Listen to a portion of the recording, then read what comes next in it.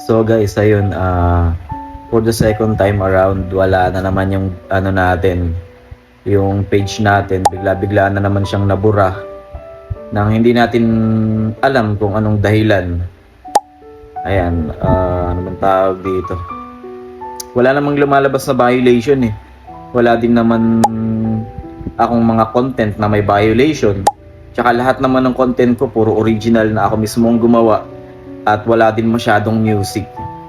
Ayan, tapos wala rin namang kahit ano, basta wala talagang kahit anong violation, bigla lang siyang nag-session expired. Ayan, na hindi man lang nai-email, hindi man lang nagno-notif sa'yo na kung ano bang problema, ganun. Wala, bigla-bigla na lang siyang ano. Ayan, kumbaga ngayon, parang ang hirap ng intindihin ni Meta eh, kasi nung nakaraan, di ba, nawala yung page ko na yan, yung Jex, yung merong 1.2 million followers. Nawala yan nung nakaraan, tapos ginawa namin, inappeal namin, tapos kung ano-ano pa. Na-scam pa nga ako eh ng mga ano eh, ng mga ano man tawag dito, ng mga developer kuno na magaling kuno na gumawa ng ano. Ang daming manloloko ngayon guys. Kaya ngayon hindi ko alam kung paano namin ulit may babalik yung account namin.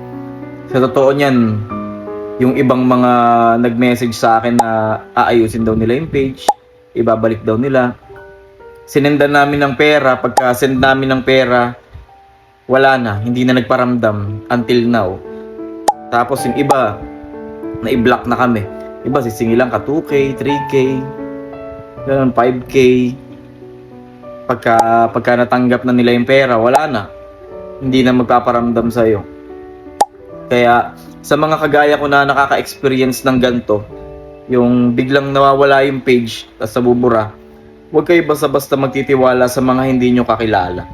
Lalong-lalo na sa mga nag-o-offer na aayusin daw nila yung page mo. Siguro much better kung service muna bago yung bayad. Ayan, kasi ang nangyayari kasi lahat na nag-offer sa akin, puro bayad muna bago ano. Kumbaga, ano bang tawag dito? Desidido na kasi ako eh na maayos yung page ko nung nakaraan kasi nga yung sahod ng mga artista ko nandun pa, naka-hold pa yon. Kaya syempre nakakahiya dun sa mga tao na hindi mo mapapasahod. Medyo malaki-laki pa kasi yun. Kaya kailangan masahod nila yung sahod nila. Syempre 'di ba, mga pinagpaguran nila yun eh. Kaya dapat masahod nila yung pera na para sa kanila. Kaya mas nakaka-depress. Ngayon, biglang bumalik yung page natin, di ba, nung nakaraan. Alam niyo naman na hindi ko alam. Bigla lang nag-chat sa akin si Direk Sedi na bumalik na daw yung page. Tapos na-try kong i-login na yun, nag-login naman. Ngayon, pangalawang beses na to, nawala yung yung page natin na Jex na merong 1.2 million followers. Kaya ngayon, hindi ko alam kung mababalik pa ba to o hindi. At syempre, hindi na ako ulit magtitiwala doon sa mga magme-message na kesyo aayusin nila yung page namin, kesyo kaya nilang maibalik. May mga nag-offer pa nga eh, 30,000. Kailangan daw mag-down kami ng at least 10,000 ba? 20,000? Kalahati yan, 15,000. Kailangan daw mag-down kami ng 15,000 para for assurance daw nila na ayusin yung page. Pero wala pa rin naman kasiguraduhan yun. 1 week to 1 month daw ang process. Siguro ginagawa nilang ganun para if ever na bumalik man yung page ng kusa, di ba? Kasi may ganun eh. Kunwari inaayos nila, kunwari kesyo ganto inaayos ng team nila na ganto ganyan. Pero hinihintay lang pala nila na kusang bumalik yung page.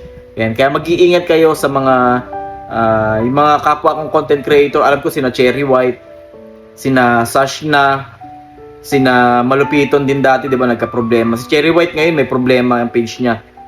Kaya kung mapapansin nyo, doon din siya nag-upload sa mga personal account niya. Ayun, tapos ayun, sina Boy Tapang, di ba, mga nawala yung mga page niyan. Kaya ayun, isa yung sa akin sa mga nawala ang page ngayon. Kanina lang umaga, nawala ulit yung sa akin pangalawang beses na. Kaya ayan, sa mga supporters natin, sa mga followers natin, baka dito po muna ako mag-upload. Paki-follow naman po yung page na to guys. Page ni Jex. Ayan, yan po yung pangalan ng page natin. At sana po yung mga followers natin ay sundan pa rin tayo dito. Patuloy po tayong gagawa ng video, syempre hindi tayo susuko. Dahil maraming fans ang nagme-message sa akin ngayon. Kasi nagawa ko na tong account na to, di ba? Nung unang nawala yung page ko, ginawa ko tong page na to. May mga nag-message na, Idol, nawala na naman po ba yung page nyo? Ayan. Kumbaga, sila na yung naka-notice kasi inaabangan nila yung mga contents natin. Ayan. Kaya rin ako gumawa ng video na to para maliwanagan din yung mga fans natin na ganun nga nangyari. Na nawala ulit yung page natin. So, pangalang beses na to, hindi ko alam kung mababalik pa.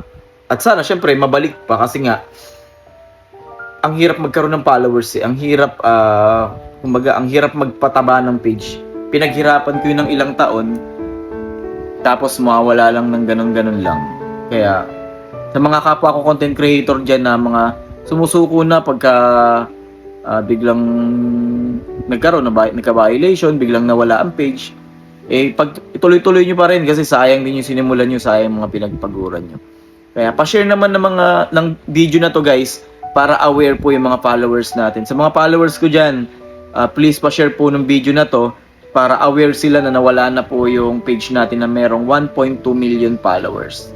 Ayan, sana po mabalik pa. Maraming salamat po sa mga sumusuporta pa rin.